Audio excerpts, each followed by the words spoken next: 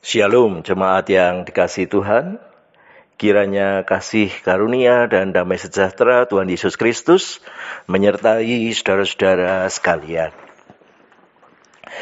Bapak Ibu, saudara-saudara yang dikasihi Tuhan, terkait dengan doa yang diajarkan Tuhan Yesus kepada kita. Dan memang ketika kita berseru, Tuhan ajarlah kami berdoa, ada hal mendasar yang sebenarnya menjadi prinsip bagi setiap orang yang berdoa.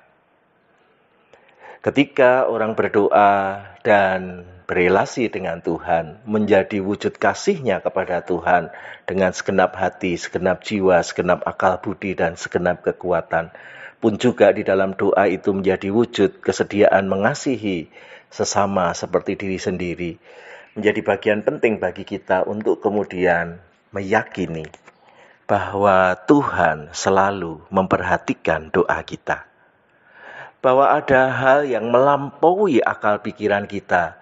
Bahwa memang Tuhan melampaui ruang dan waktu untuk bisa selalu mendengarkan, memperhatikan doa kita.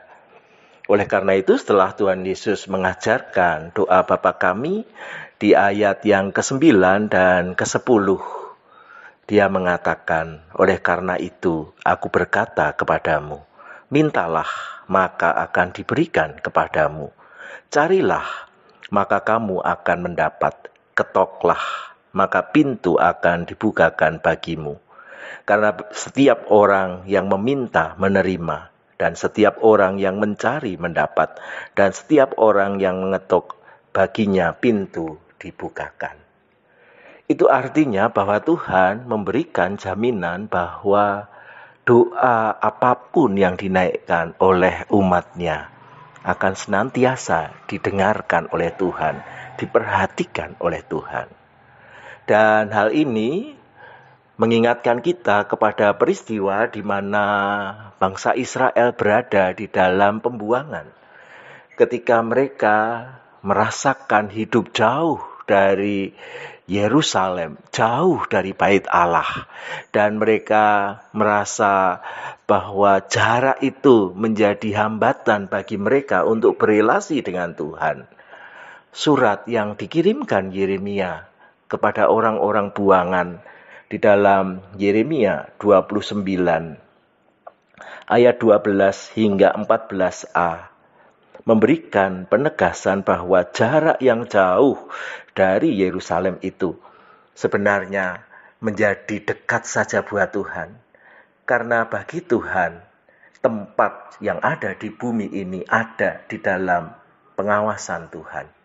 Dan oleh karena itu, pada waktu itu, Yeremia mendorong supaya orang-orang yang ada di dalam pembuangan pun tetap menaikkan doa kepada Tuhan dengan sungguh hati. Sebagaimana yang Yesus dorongkan kepada orang-orang yang meminta Dia mengajarkan berdoa. Yeremia 29 ayat 12 hingga 14a berbunyi demikian. Dan apabila kamu berseru dan datang untuk berdoa kepadaku, maka aku akan mendengarkan kamu. Apabila kamu mencari aku, kamu akan menemukan aku. Apabila kamu menanyakan aku dengan segenap hati, aku akan memberi kamu menemukan aku. Demikianlah firman Tuhan. Jadi saudara-saudara, bahwa setiap orang yang berdoa perlu memiliki keyakinan bahwa Tuhan ada, Tuhan hadir, Tuhan mendengarkan dan memperhatikan, akan menjadi kekuatan yang besar bagi si pendoa. Karena dengan keyakinan bahwa Tuhan memperhatikan, Tuhan mendengarkan, maka doa itu sudah menjadi sebuah kekuatan baru.